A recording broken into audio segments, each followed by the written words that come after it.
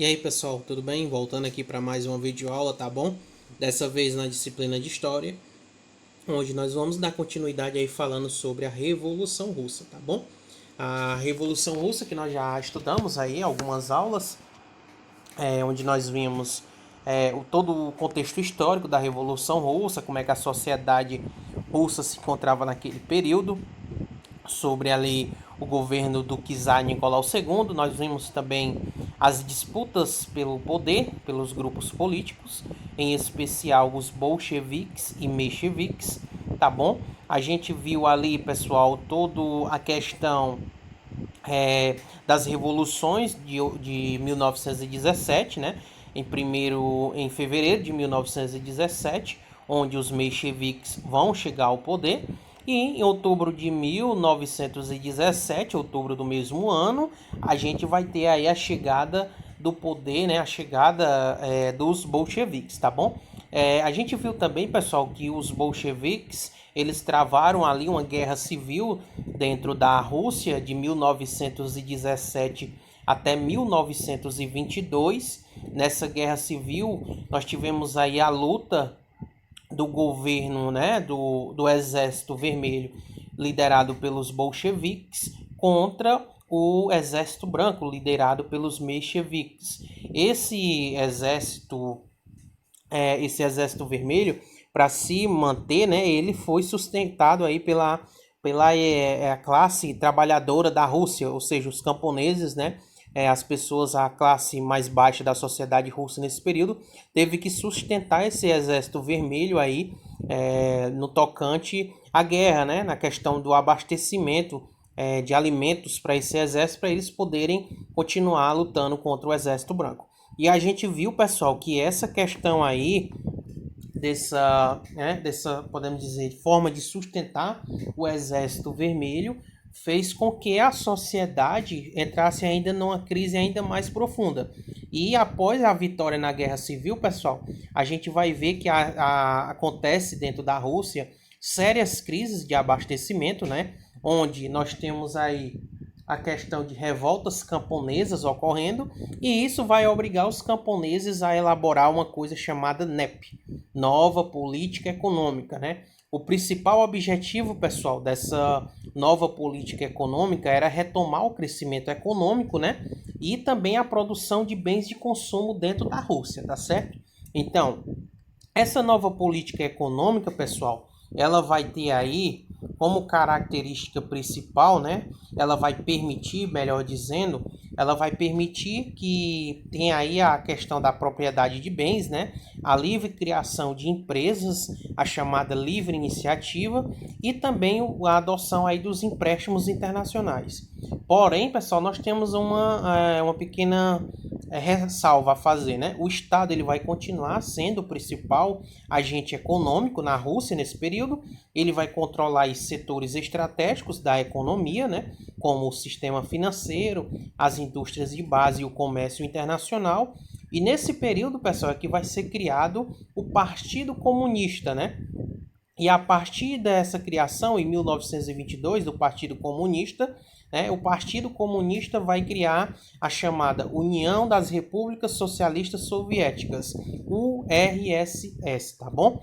Então, essa daqui foi a nova política econômica. Galera, passando aqui, a gente vai ver que após a morte de Lenin, vai assumir um cara aí também, né, dos bolcheviques, chamado Stalin.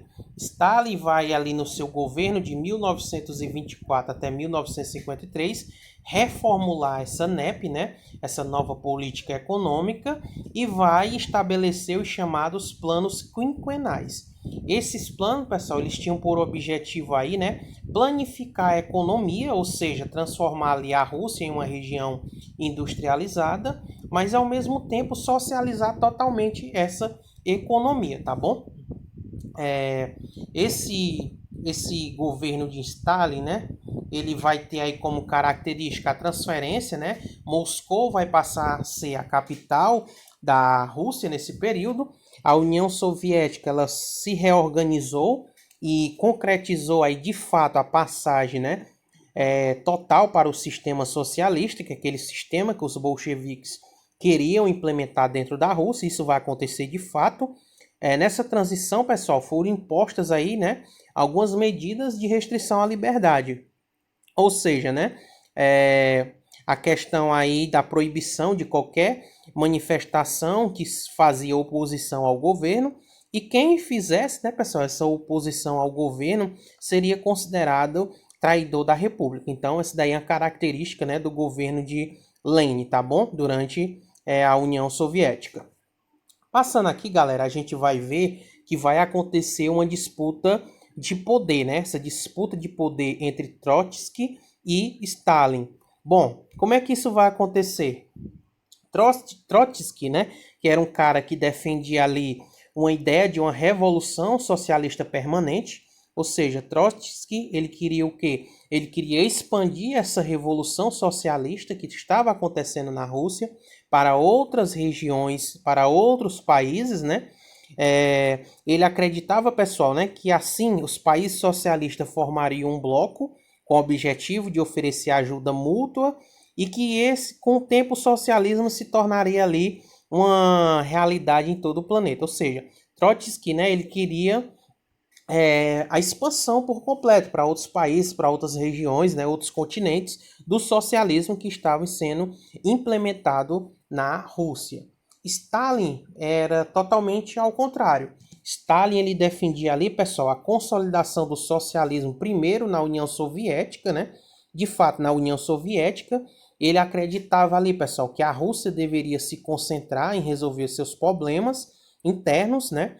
Ele vai ali acreditar que a Rússia deveria resolver esses problemas internos sem fazer interferência nos movimentos revolucionários dos demais países e era adepto da ideia de socialismo em um único país, tá bom? Então, Trotsky e Lenin tinham Stalin, né, melhor dizendo, tinham essas diferenças aí de pensamento, tá bom? Passando aqui, pessoal, a gente vai ver, né, que Stalin ele vai sair vencedor nessa disputa pelo poder, e em 1927 ele vai implementar aí uma ditadura dentro da Rússia, né? Essa ditadura ela vai se caracterizar pela violência social e política, né, por meio de instrumentos como a tortura aos oponentes, a censura à imprensa e perseguições políticas. Nesse contexto, né, Trotsky ele foi exilado e morto em 1940 no México, tá bom? E na economia ocorreu a efetivação dos planos quinquenais, né? Era aquele plano que a gente acabou de ver que pretendia ali fazer uma industrialização na Rússia e ao mesmo tempo socializar a economia.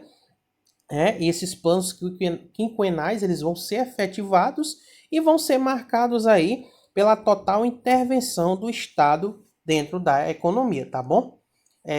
Então, galera, essa foi nossa pequena videoaula aí, tá bom? A respeito da Revolução Russa. Aqui, pessoal, está as questões que vocês irão realizar, tá bom? No livro didático. Nós temos algumas questões aí para fazer.